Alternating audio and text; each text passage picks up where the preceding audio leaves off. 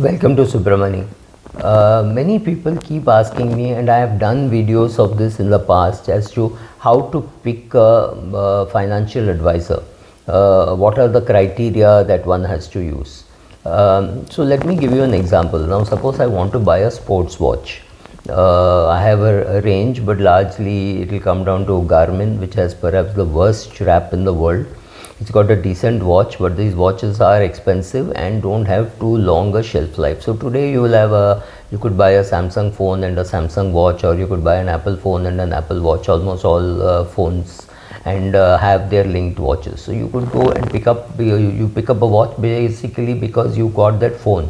You could do that, or as in my case, I just call up a friend who is a complete fan for these things. He knows it very well, and I just call him up and say, I want to buy a watch. Which one should I buy? And he tells me, buy this. This got this feature, this got that feature, and all I have to do is to say, okay, let me buy this watch. There's no great thinking needed on my part. Same thing, suppose you want to buy a car. Let's talk of a 23-year-old who wants to buy a car, and she wants to just go around, maybe go to office, but maybe she's just a Sunday driver.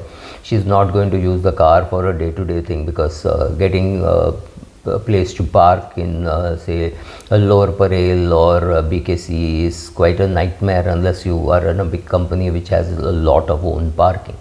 But you're 23-year-old, chances are that you will not get parking. There will be others who have already taken up the place. So you may decide to use it only at the weekend. Or there is a 32-year-old who is expecting a second baby. She also drives, her husband also drives, so they need a bigger car to keep a lot of things in it, and with two babies two kids traveling, chances are you'll have some 7-8 bags. You need space, you need boot space, you need maybe a nurse or an ayah or a mother or somebody is going to travel along. So it will be 3 adults and 2 kids. So it can't really be a hatchback, right? It has to be something bigger. Or a 65-year-old who is wanting to indulge himself and saying, okay, let me spend some money, let me buy a bigger car, let me hire a driver, let me travel in comfort, let me use my money for myself. So here you realize that you can't go and just ask which car should I buy. It depends on you, your age, your need for a car, your happiness in driving. Now, if you want to drive, then you want a different car. If you want a driver to drive, you want a different car. Again, like that girl, if she's going to use it only and she's a Sunday driver and 5 people want to go to one place, though then she may take her car out. If she's alone, she may not even take the car, she may walk, she may take a rig. Her own office is far away, so she's not going to take it to the office. So based on all this, you will make a decision. You will not go to a showroom which sells a 5 lakh rupee car and to a showroom which sells a 1 crore rupee car, right? Because you have in your mind made up saying that this is the amount of money that you're going to spend on a car, this is your requirement, all that is already there in your head. You can't just call up somebody and say, oh, you're a car expert, tell me which car to buy, right? So then he or she is going to ask you the same questions. Which car, why, what is your budget? If your budget is 50 lakhs and you're 23 years of age, you go for a Mercedes, right? Or you go for a Jaguar. You spend a little, you make a down payment and you pay by EMI, right? Or if you say, no, my budget is only about 5-6 lakhs, then you're restricted. So similarly, when you want to buy a house, the 23-year-old may be buying a house just because she's in a different location and she's got money. Her father is saying, why don't you buy a house instead of renting? So she may buy a 1 BHK. Whereas the 32-year-old who has got 2 kids and mother is going to stay with her, so she needs at least maybe a 3 BHK, one for herself, one for the kids and one for her mother. So she may want a 3 BHK. So you did not ask an advisor You did not need an advisor to take these decisions. Why do you need somebody's help to take a decision about what to look for in a financial advisor or how to select a financial advisor? Again, I'll start from the basics. What are you looking for in a financial advisor? A complete financial plan or just the investment portion? You know how to do your goal setting, you know what are your goals, you know all that. You don't need a financial planner, but you need somebody who will tell you, okay, should I do in direct equity or should I do through mutual funds, right? How to pick which mutual fund. If you need help there, then you need an investment advisor, not a financial advisor. A financial advisor should be able to take the full thing, look at your risk tolerance, see what your requirements are today, what it could be, ask you questions about what it would be after 4 years, 5 years. And another very important question is, what is your ability to sit through such sessions? Some people will happily sit through, some people will say, oh, all this I can do on my own, I don't need an advisor to do this. Some people will say, all this is very easy, I can do it, but I don't want to do it. So what level of involvement do you want? Do you really want to do it on a day-to-day basis? Is it very difficult? No. Are you willing to spend your time? The financial industry has certain problems because of which looking for an advisor is difficult. First of all, I know one girl who is an advisor on credit, right? How to take credit. Should you take a student loan? Should you not take a student loan? Which credit card to buy? What should be your credit score? She does advisory on that. She is also a financial advisor.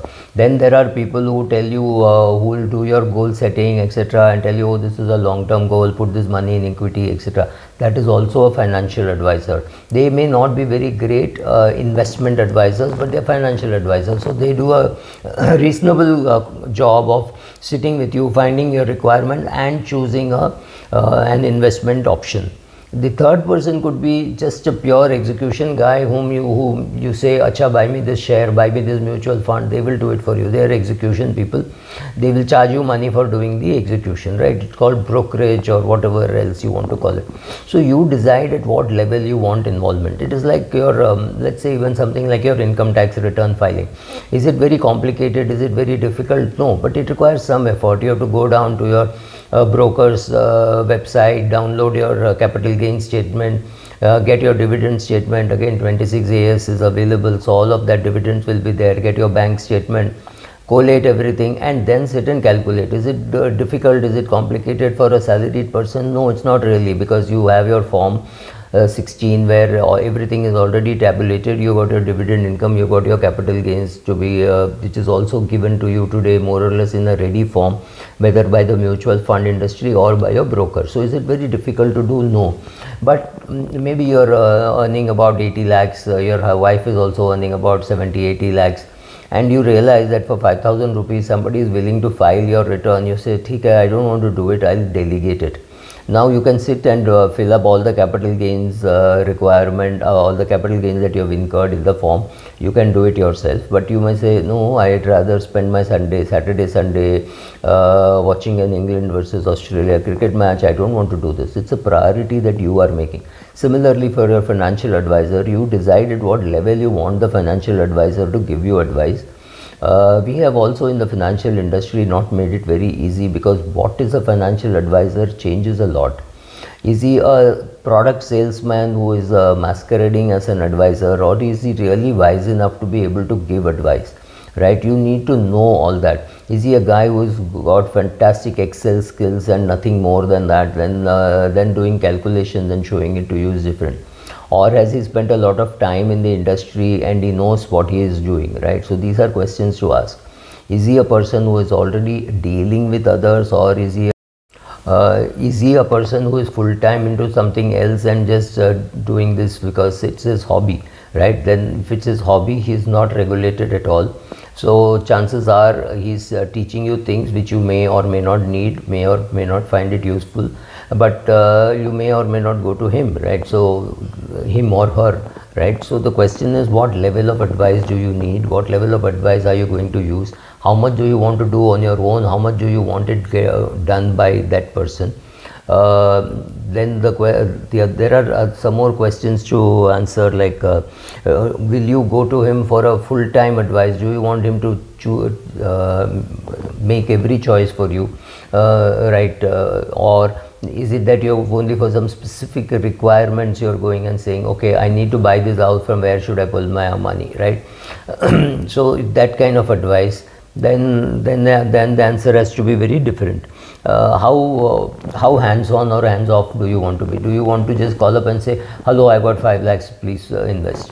Or do you want to sit and say, oh, look, I'm already 70% in equity, can I put more money in debt? Do you want to do even that, or you don't even want to do that? You say, okay, I've checked this person for competence now, I know he knows my risk taking ability, need to take risk, everything, so let him handle. I don't need to do or let her handle. I don't need to do anything on a regular basis. How technologically advanced are you? Some people can be in very high positions but not have any technology, right? So they may still be filling physical form and not using technology to invest. There are such people, believe me.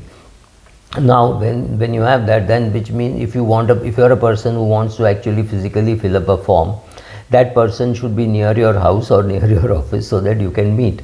Now if you are very tech savvy, then you're based in Bangalore, you could have an advisor based in Chennai, or you could have an advisor based in Mumbai. It doesn't really matter. So the question is also how technologically advanced you are. And another thing is, how involved do you want to be as a family? You, your wife, your children, or if you're very young, if you're 23, maybe your parents, right? So how involved do you want them to be? Do they all have a view? Will you all contribute? Do you have some investment philosophy of saying, oh, I will not invest in a fund which is giving money on interest, I will not do some of those things, my religion does not allow any of those things? If you have those specific philosophies, then you should consider all these things before you take up a financial advisor. If you're 23 years, my suggestion is very simple: take a 40-year-old, because he or she will bring more maturity. If you're a 65-year-old, take a 55-year-old. Don't try to intimidate a 30-year-old saying, don't intimidate a 30-year-old saying, oh, I know what I've been investing for 30 years, because then this 22-year-old or a 28-year-old is going to get intimidated. All that you said is going to get reflected in your portfolio to your disadvantage. He or she may not use their brain because they may be too scared to tell you that you're wrong, right? So find somebody for whom you have respect, who will do exactly what you want from your philosophy point of view, who will take care of the execution. Or you could want a person who is just telling you what to do and you have to be responsible for the execution. So decide on what you want, based on that start shopping, and then you buy. And I'm not here, I will not put up a list of advisors, etc. It's a complete, I think I have no clue how that list could get misused, and I know lists get misused. So I'm not here to spoon feed you saying, oh, so and so Mr. X in Pune will do it for you, Mr. Y in Bangalore will do it for you. For some people who reach me, I tell them, okay, I can give you this, I can connect you to this person. I am not interested in doing it, right? I do it, but only for very selective people, and I'm not doing it commercially now. So I will not do all that for you. So please use this video to learn how to look for an advisor, rather than finding end of the video saying, oh, Mr. X from Chennai is great, or Mr. Y from Bangalore is great, or Mr. Z from Bombay is the best. I'm not going to do it. That will never be available on this channel. Thank you.